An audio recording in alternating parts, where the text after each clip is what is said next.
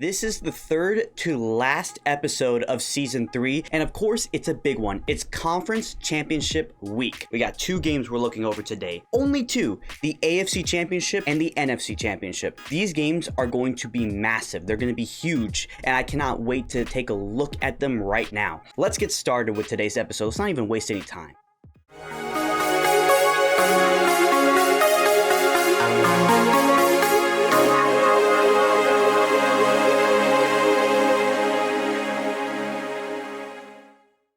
I'm sorry. We're going to have to look over one more thing, or I guess 2 more things, but congratulations to Indiana for winning the national championship. First of all, it's their first ever in school history, and it's the first time a team has gone 16-0 since the Yale Bulldogs back in the 19th century. Man, that's a long time ago. This was an incredible team. Defensively, they were very well disciplined, and offensively, they made the big plays. Against Miami, they dominated the first half in theory. It wasn't really a domination, but 10-0. Miami didn't really to move the ball. Miami then got it going in that third quarter, but then Indiana started making the big plays. The block punt for a touchdown, Mendoza's 4th down run, which was the best play of the game, and of course, the interception that sealed it all. And the Hoosiers win their first ever national championship in history. Mendoza goes out on top. He's going to be the first overall pick, more than likely. I'm giving it like a 95% chance that he's going to go first overall. What a year it was for Indiana, and I got a lot more to talk about college football once the next season of this podcast really rolls over.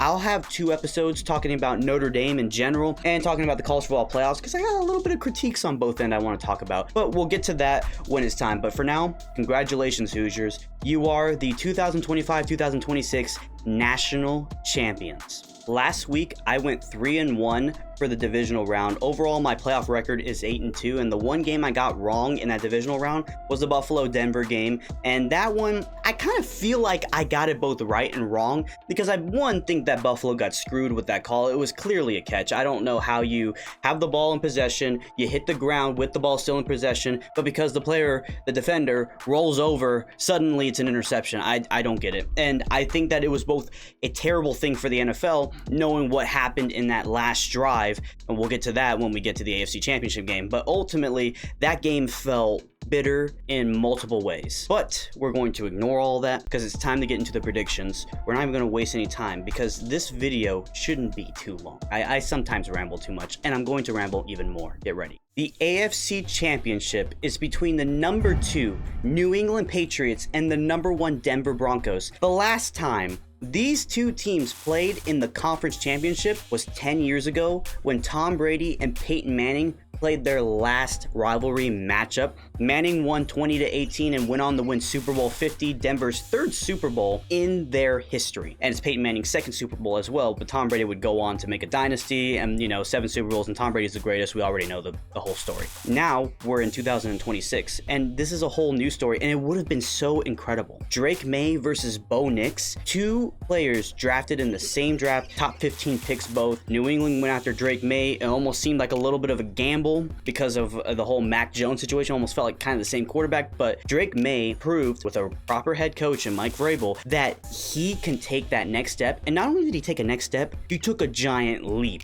He is now a marquee player in the NFL, and one of my favorite players, by the way. He helped my fantasy championship team, so I'm very happy there. With Drake Maye at the helm, New England feels like the old New England Patriots, along with that dominant defense. And on the other hand, Bo Nix, first year, went to the playoffs, lost to Buffalo. Second year, gets the number 1 seed in a year where Mahomes is not even in the playoffs, so he had the best chance, and he had a pretty good game against Buffalo. 3 touchdowns, 1 interception. He did really well. But on that last drive, the game-winning drive, he had fractured a bone, and now he's out for the rest of the season. That is the biggest dart I've ever seen to a Denver Broncos fan. Not only that, it was a big dart for me and a lot of NFL fans out there, because come on, Maye versus Bo Nix, that would have been an epic matchup, and a lot of people know that. They both have similar strengths. They have great defenses, great coaches. This was going to be one of the toughest battles in the playoffs, but now that Bo Nix is gone, you have Jarrett Stidham, who I'm pretty sure is 1-3 in his career, and with that being 1-3, he does not have the best likelihood. He hasn't played a lot this year, obviously,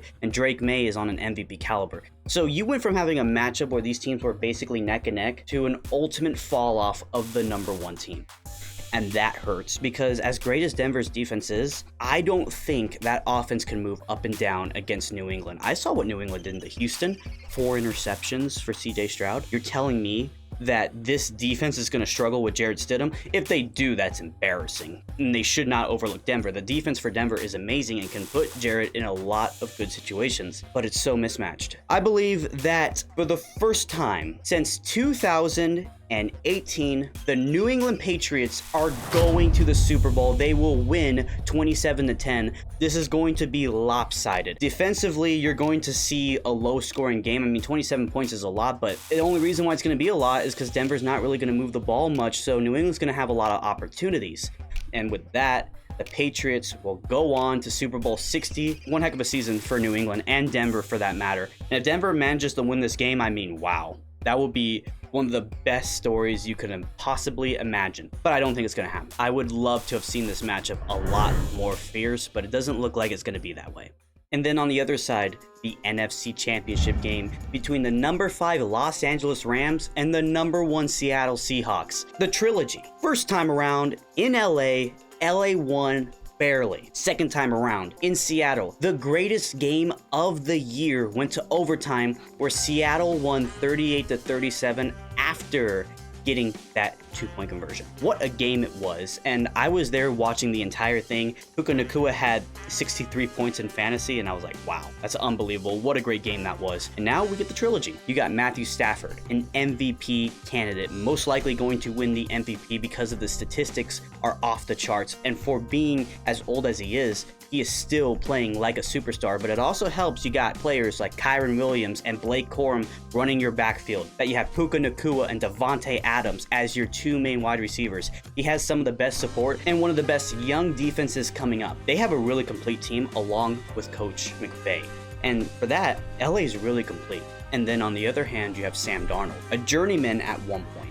Went 14-3 with Minnesota last year, was knocked out by the Rams, and now in Seattle, he got Seattle to the number 1 seed, dominated San Francisco in the divisional round, and now he's in a prime position to go to the Super Bowl.